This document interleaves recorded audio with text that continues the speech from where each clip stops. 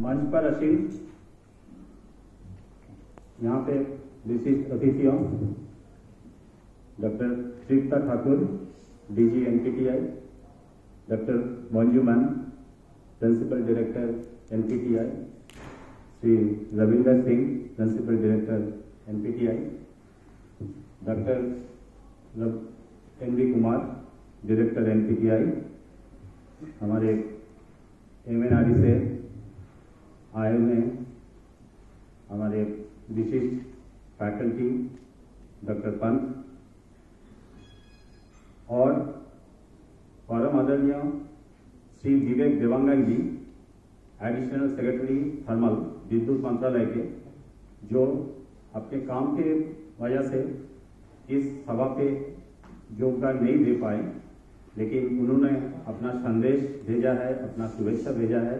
इस प्रशिक्षण को सक्सेसफुल बन जाए इसी के लिए।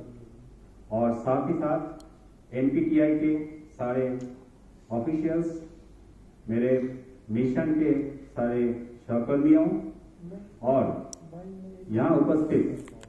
सारे किसान भाइयों, किसान उत्पादक संगठन से आए हुए प्रतिनिधि, सप्लायर्स और बायोमास पैलेट के मैन्युफैक्चरर्स जो भी यहाँ पे उपस्थित हैं, मैं आप सबको यहाँ पे स्वागत करता हूँ और साथ ही साथ पहले आपको धन्यवाद देना चाहता हूँ कि आप ये प्रशिक्षण कार्यक्रम में आए हैं।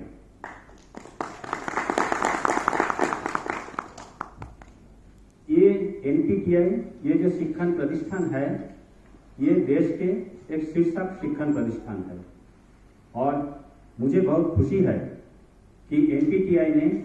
ये 12 मास के ऊपर जो शिक्षण कार्यक्रम का आयोजन किया है। मुझे उम्मीद है कि इस शिक्षण कार्यक्रम में आप सब लोगों का बहुत लाभ होगा और सब लोगों का बहुत कुछ सीखने को मिलेगा। जैसे हम सब लोगों को मालूम है कि हमारे देश के लिए कृषि क्षेत्र एक विशेष प्राथमिकता है। हमारे देश में हम कृषि उत्पादन के लिए, आप सब लोग जानते ही हैं कि हम कृषि उत्पादन के लिए हम आत्मनिर्भर है। ना कि केवल आत्मनिर्भर है, हम एक प्रमुख निर्यात, जो कृषि उत्पादक निर्यात करते हैं, उसमें से भी एक प्रमुख देश है। तो इसका फलस्वरूप क्या हो रहा है कि हमारे देश में कृषि अवशेष वो भी बहुत उत्पादन हो रहा है। इस कृषि उत्पादन का जो अवशेष है, ये हम लोग विभिन्न रिसर्च ऑर्गेनाइजेशन और मिनिस्ट्री से लिए हुए आंकड़ों को देखे हैं, जिससे ये पता चलता है कि एक साल में करीब 750 मिलियन टन की कृषि अवशेष हमारे देश पे उत्पन्न होता है और उससे कम से कम 230 मिलियन टन, जबकि मतलब 23 करोड़ मिलियन टन इतना कृषि अवशेष अतिरिक्त रह जाता है। विभिन्न उपयोग के बाद भी इतना अतिरिक्त रह जाता है और अभी हम लोगों का ये जो अतिरिक्त कृषि अवशेष है, उसका हम लोग सही तरह से उपयोग कर नहीं रहे। जैसे कि हमारे पूर्ववर्ती वक्ताओं ने बोले हैं कि इसको या तो हम जला दे रहे हैं या तो हम जमीन पे वहीं पे कुछ उपयोग कर रहे हैं और जिसका फल हमारे लिए लाभजनक है नहीं। इससे ना कि केवल वायु प्रदूषण हो रहा है, इससे इसके साथ साथ हमारा जमीन का जो उर्वरता है उससे भी हानि हो रहा है। इससे हम लोग अगर सोचा जाए तो यही जो अतिरिक्त कृषि अवशेष है, इसका हम सही तरीका से जितना भी हमारा ताप विद्युत केंद्र है उसमें अगर ईंधन का रूप से उपयोग कर सके तो उसमें सबका भलाई है। उसमें ना केवल वायु प्रदूषण कम होगा, उसके साथ साथ इसमें सबके लिए, किसान भाइयों के लिए एक आय का स्रोत भी बन सकता है। इसी संदर्भ में हमारे विद्युत मंत्रालय के अधीन में एक मिशन बना है, जो है ताप विद्युत केंद्र में बायोमास को सही तरीका से उपयोग करने के लिए नेशनल मिशन है। और इस नेशनल मिशन का एक उद्देश्य यह है कि इस कृषि अवशेष को जितना भी एग्रो रेसिड्यूज बन रहा है सबको हम लोग किस तरह से इकोनॉमी को, एनवायरनमेंट को ध्यान रखते हुए ताप विद्युत केंद्रों में इसको सही तरह से उपयोग किया जाए। आप लोग ये सुनकर हैरान होंगे कि दिल्ली में पिछला साल ही देखा गया है, दिल्ली में और इसका आसपास का इलाकों में जो प्रदूषण हुआ है, 1 नवंबर को जो प्रदूषण का मात्रा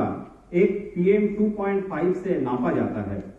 उस PM 2.5 जितना बना था उसका 40%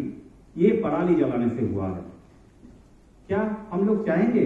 कि पराली जला के हम लोग प्रदूषण इतना पैदा करें? हमें विश्वास है आप लोग कोई नहीं चाहेंगे। तो इसी दिशा में देश में न केवल विद्युत मंत्रालय काम कर रहे हैं, बहुत सारे इसमें ऑर्गेनाइजेशंस हैं जो लोग काम कर रहे हैं, जिसमें ये नेशनल मिशन भी एक भागीदार है। और हमें गर्व है कि ये एक सच मिशन इससे भाग लेते हुए और आप सबका साथ ये यहाँ इस मंच पर योगदान करने के लिए मुझे बहुत गर्व अनुभव हो रहा है। अभी ये जो बायोमास जो कृषि अवशेष से पैदा होता है, ये बायोमास को सही तरह से उपयोग करने के लिए सारे ताप विद्युत केंद्रों को निर्देश उपदेश दिया गया है कि एक मानदंड तक, एक न्यूनतम मानदंड तक बायोमास को उपयोग किया जाए। लेकिन उस मानदंड तक पहुंचने के लिए ये जो बायोमास है, ये बायोमास कैसे वहां तक पहुंचाया जाए, ये भी देखना सभी का काम है। आज के दिन में हमारे पास जो मैं बोल रहा था, जितना 230 मिलियन टन, 23 करोड़ टन जो साल में बायोमास है, जो अतिरिक्त है, उतना हमारा पास अवेलेबल है जो हम ये ताप विद्युत केंद्रों में उपयोग कर सके। इसका सही तरीका निकालना है। सही तरीका निकालने के लिए हमें इसका जो सप्लाई चेन है, इसका जो आपूर्ति श्रृंखला है, उसको हम लोगों को सही करना है। और ये सही करने का दिशा में यही एक स्टेप है जहां पे इसके बारे में ज्ञान आदान प्रदान हो सकता है एंड इसका साथ साथ जो भी यहाँ पे मैन्युफैक्चरर्स है, सप्लायर्स है, वो सबका साथ आपका यहाँ पे बातचीत भी हो सकता है और आपका साथ वहां पे जो बातचीत में आप कुछ रास्ता निकाल सकते हैं। हम चाहेंगे कि ये जो सच मिशन है, जिस दिशा में हम लोग जा रहे हैं, मैं चाहता हूं कि इसमें आप सब लोग स्वेच्छा से इसमें सहयोग दें, क्योंकि बिना आपका सहयोग से ये सफल नहीं हो पाएगा। हमें विश्वास है कि वायु प्रदूषण कम करने के लिए आप इस मिशन में जरूर इसमें भागीदार रहेंगे, इस मिशन को सफल करेंगे और आगे चल के हम लोगों का ये कभी ये सिचुएशन नहीं आएगा कि जिसमें हम लोग बायोमास का कारण हमारे प्रदूषण पैदा हो सके। इसके साथ साथ मैं फिर से आप सबको धन्यवाद देना चाहता हूं और आप सबको और आप सबका परिवार को स्वस्थ और सुंदर जीवन का कामना करता हूं। धन्यवाद।